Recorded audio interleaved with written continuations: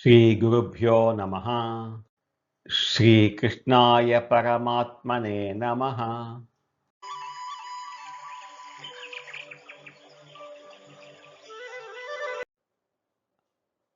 భగవద్గీత దైవాసుర సంపద్ విభాగ యోగంలో ఈరోజు మనం 22, 23 శ్లోకాలను తెలుసుకుందాం.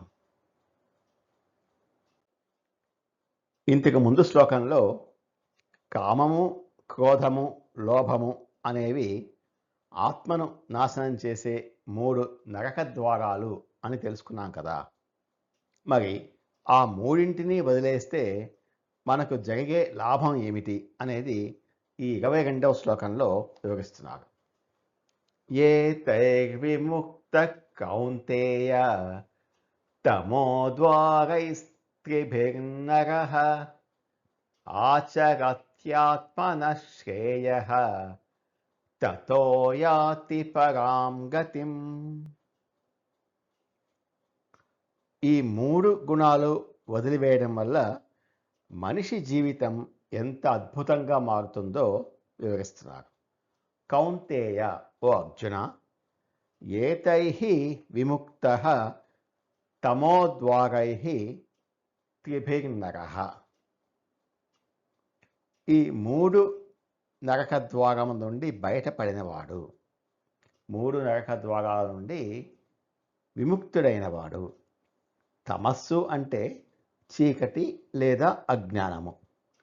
కామం, క్రోధం, లోభం అనేవి మన జీవితంలో అంధకారాన్ని, దుఃఖాన్ని నింపే 3 చీకటి ద్వారాలు. ఎవరైతే తన బుద్ధిని ఉపయోగించి ఈ మూడింటిని వదిలేస్తాడో, విముక్తుడు అవుతాడో, అతడి మనసులో ఎలాంటి కల్మషం లేకుండా ప్రశాంతంగా, కాంతివంతంగా మారుతుంది. ఆచరతి ఆత్మనః శ్రేయః. ఆత్మకు మేలు చేసే పనులు ఆచరిస్తాడు.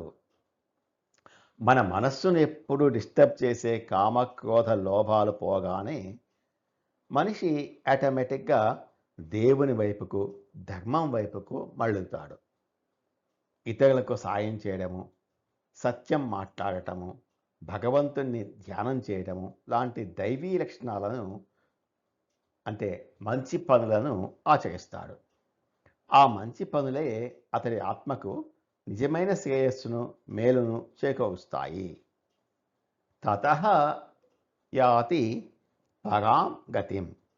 దాని వలన పరమగతిని పొందుతాడు. చివరికి సర్వోన్నత గమ్యాన్ని పొందుతాడు. పరాం గతి అంటే సర్వోన్నతమైన గమ్యం, మోక్షం.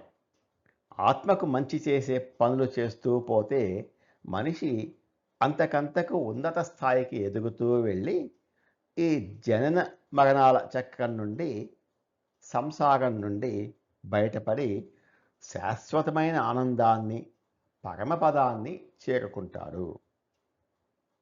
మనలో ఉన్న కామం, క్రోధం, లోభం అనే ఈ 3 గుణాలను ఒక మనిషికి వేసిన బరువైన ఇనుప సంకెళ్లతో పోల్చవచ్చు.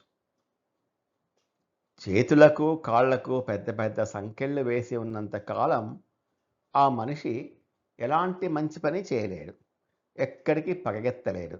కానీ ఒక్కసారి ఆ సంకెళ్లను పగలగొట్టి విసిగేస్తే, అంటే విముక్తుడైతే, ఆ మనిషికి ఎంత స్వేచ్ఛ వస్తుందో ఊహించండి.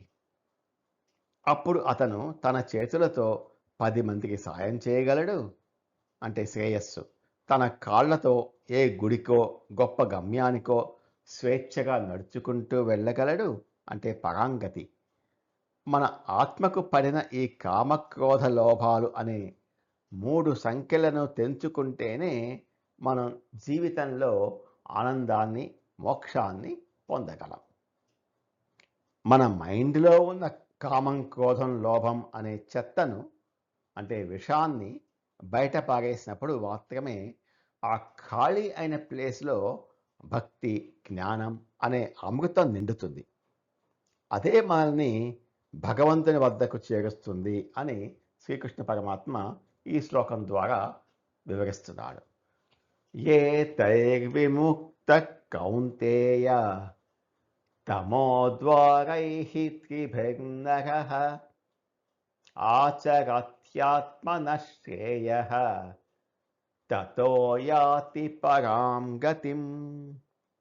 ఓ కౌంతేయ, అర్జున, అంధకారానికి నరకానికి దారితీసే ఈ 3 ద్వారాల కామక్రోధ లోభాల నుండి విముక్తి పొందిన మానవుడు తన ఆత్మకు మేలు కలిగించే పనులను ఆచరిస్తూ చివరికి పరమగతిని అంటే మోక్షాన్ని పొందుతాడు అని అంటున్నారు శ్రీకృష్ణ పరమాత్మ. 23వ శ్లోకం. మరి ఏది మంచి, ఏది చెడు, దేన్ని వదిలేయాలి, దేన్ని ఆచరించాలి అని మనకు ఎలా తెలుస్తుంది? దానికి ఆధారం ఏమిటో ఈ సందేహానికి సమాధానం ఈ శ్లోకంలో వివరిస్తున్నారు. యశాస్త్ర విధి మృత్సుజ్య వర్తతే కామకారతః న స సిద్ధిమవాప్నోతి న సుఖం న పరాం గతిం. శాస్త్రంలో ఎలా ఉంటే అలా నడుచుకోవాలి అని అంటున్నారు పరమాత్మ. యహ శాస్త్ర విధిం విసృజ్య. ఏ మనుష్యుడు శాస్త్రోక్త విధాలను త్యజించి పక్కన పెట్టి, అంటే శాస్త్ర నియమాలను పక్కన పెట్టి, శాస్త్రం అంటే కేవలం గుడిలో పూజ విధానాలు మాత్రమే కాదు, ఒక మనిషి సమాజంలో ఎలా బతకాలి, ఏ పనులు చేయాలి, ఏ పనులు చేయకూడదు అని మన మహర్షులు వేదాలు అందించిన ఒక గొప్ప చట్టపరమైనటువంటి బుక్కు. విసృజ్య అంటే విడిచిపెట్టడం. నేటి సమాజంలో చాలామంది అహంకారంతో ఈ పాతకాలపు శాస్త్రాలు, రూల్స్ నాకు అక్కర్లేదు అని వాటిని పూర్తిగా పక్కన పెట్టేస్తున్నారు. వర్తతే కామకారతః, తన ఇష్టం వచ్చినట్లు ప్రవర్తించడం. శాస్త్రాన్ని పక్కన పెట్టిన వాళ్ళు ఎలా బతుకుతారు? కామకారతః, తమలో పుట్టిన కోరికల ప్రకారం, అంటే నా లైఫ్ నా ఇష్టం, నేను ఎవరి మాట వినను, నాకు తోచింది నేను చేస్తాను అంటూ తమ ఇంద్రియాలు ఎటు లాగితే అటు గుడ్డిగా వెళ్ళిపోతారు. నససిద్ధిం అవాప్నోతి, అతడు ఏ సిద్ధిని పొందలేడు, అతడు ఏ విజయాన్ని సాధించలేడు. ఇలా ఈ చట్టం లేకుండా ఇష్టం వచ్చినట్టు బతికేవాడు జీవితంలో ఎన్నటికీ సిద్ధిని పొందలేడు. ఒక లక్ష్యం పట్ల అతనికి క్లారిటీ ఉండదు కాబట్టి పదే పదే ఫెయిల్ అవుతూనే ఉంటాడు. నా సుఖం, సుఖమును పొందలేడు, అంటే మనశ్శాంతి ఉండదు. ధర్మం తప్పి స్వార్థంతో బతికేవాడికి కోట్లు సంపాదించినా సరే ఈ భూమి మీద ఇహలోకంలో ఎప్పటికీ ప్రశాంతత, సుఖం అనేవి లభ్యం కావు. నా పరాంగతిం, పరమగతి మోక్షము రాదు. ఇక అతనికి మరణానంతరము సద్గతి అంటే మోక్షము వస్తుంది అనే గ్యారంటీ అస్సలే లేదు. మళ్ళీ ఆ నీచమైన అసుర జన్మలలోనే, నరకంలోనే పడిపోతాడు అంటున్నారు శ్రీకృష్ణ పరమాత్మ. దీన్ని మన నిత్య జీవితంలో రోడ్డు మీద వెహికల్ నడిపే విధానంతో పోల్చుకోవచ్చు. రోడ్డు మీద బండి నడిపేటప్పుడు మనం సురక్షితంగా గమ్యం చేయటానికి కొన్ని ట్రాఫిక్ రూల్స్ ఉంటాయి.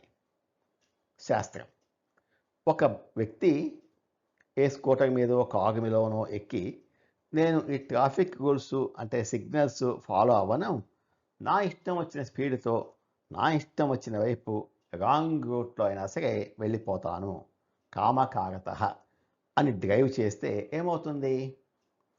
అతను తను అనుకున్న గమ్యాన్ని ఖచ్చితంగా చేరుకోలేడు.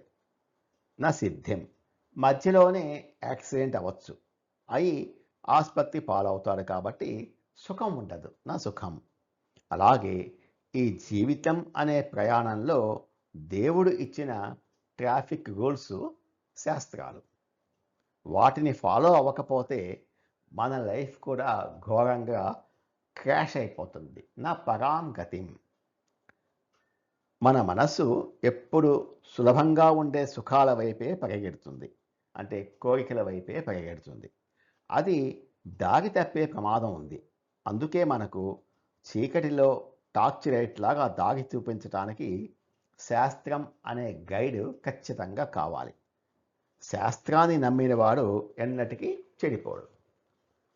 యశ్ శాస్త్ర విధిం పురస్కృత్య వర్తతే కామకారతః న స సిద్ధిమవాప్నోతి న సుఖం న పరాం గతిం.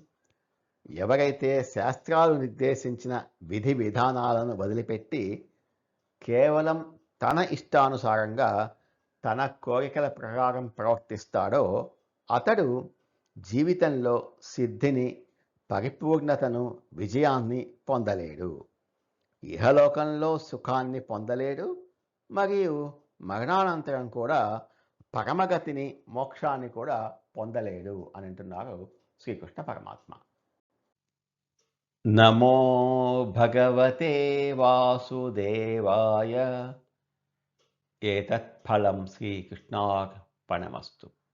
స్వస్తి.